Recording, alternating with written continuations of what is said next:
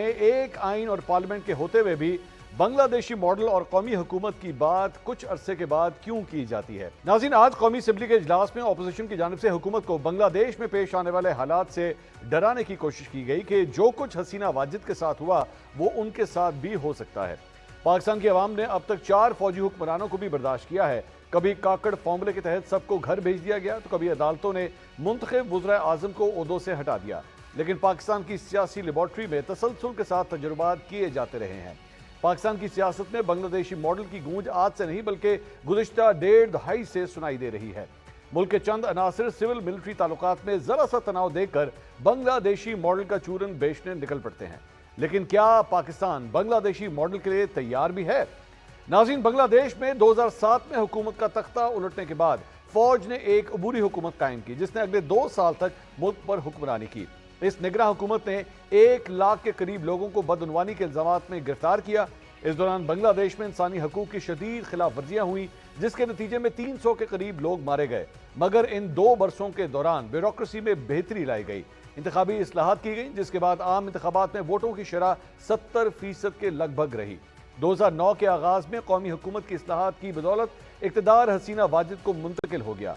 2 साला बांग्लादेशी मॉडल का पाकिस्तान की सियासत में गुज़िश्ता 17 साल से तस्करा जारी है।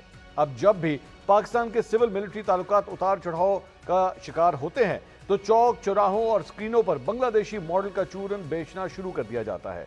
पीपल्स पार्टी की हुकूमत में जब मेमो गेट की वजह से सिविल मिलिट्री ताल्लुकात में तनाव पैदा हुआ तो हर फोरम पर बांग्लादेशी मॉडल की बातें होना शुरू हो गई। इसके बाद जब यूसुफ रजा गिलानी को तौहीन अदालत पर वज़ारत उज़्मा से फारिग किया गया तो मुल्क में बांग्लादेशी मॉडल की बातें होना शुरू हो गईं।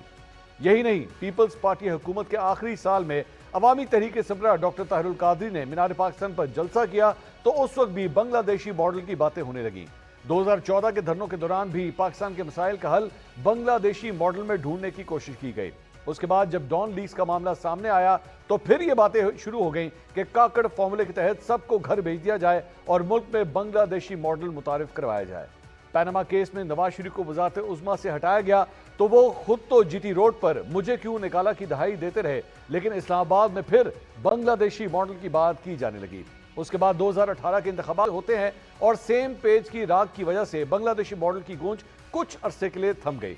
लेकिन फिर अक्टूबर 2021 में एक अहम इदारे में अहम शख्सियत की तैनाती पर नोटिफिकेशन में ताखीर के बायस एक मसला पैदा हो गया, जिसके बाद ऐसा लग रहा था कि बांग्लादेशी मॉडल का चूरन बेचने वाले मार्केट में अब कुछ नई चीज बेचने के लिए लाएंगे।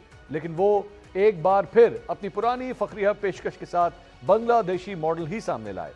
नाज़रीन, अप्रैल 2022 में साबिक वज़ीर आज़म इमरान खान के खिलाफ तहरीक अदम एतमाद कामयाब हो गई और बांग्लादेशी मॉडल का चूरन बेचने वाले वक्ती तौर पर कामयाब ठहरे।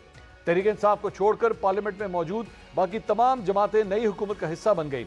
लेकिन 16 माह की पीडीएम की हुकूमत ने कौमी हुकूमत के तमाम ख्वाब चकनाचूर कर दिए। पीडीएम की हुकूमत अगस्त 2023 में खत्म हुई तो इंतखाबात 90 रोज में हो जाने चाहिए थे, लेकिन ऐसा ना हो सका।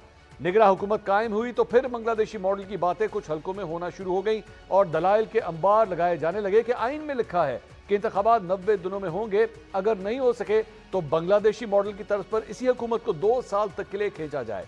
आइन की खिलाफ वर्जी चाहे एक बार हो चाहे एक से जायद बार, क्या फर्क पड़ता है। लेकिन सुप्रीम कोर्ट की मुदाखलत की वजह से 8 फरवरी को इंतखाबात हो गए और जो कहा जाता था कि मौशी इस्तेहकाम के लिए सियासी इस्तेहकाम जरूरी है, लेकिन इंतखाबात के बाद भी मुल्क में सियासी इस्तेहकाम नहीं आ सका। नाज़रीन, माइनस तहरीक इंसाफ विफाक में हुकूमत कायम हो गई। खैबर पख्तूनख्वा के अलावा बाकी सूबों में हुकूमती इत्तेहादियों की हुकूमत बन गई, लेकिन आज भी मुल्क में सियासी अदम इस्तेहकाम की बात हो रही है। कहा जाता है कि इदारों के दरमियान टकराव की सूरत हाल है, हुकूमत और अदलिया के दरमियान महाजराई है। हुकूमत बार बार ये बात कर रही है कि एक जमात को अदलिया की तरफ से रिलीफ दिया जा रहा है। अपोजिशन का मौक़िफ़ है कि अदलिया के फैसलों पर अमल ना करने के लिए पार्लियामेंट में कानून साजी की जा रही है। लेकिन कल जो बांग्लादेश में मनाजिर देखे गए, क्या पाकिस्तान इन मनाजिर का मुतहम्मिल हो सकता है? इसी मौजू पर मजीद बात करेंगे। अपने पैनलिस्ट का इंट्रोडक्शन कराता हूँ।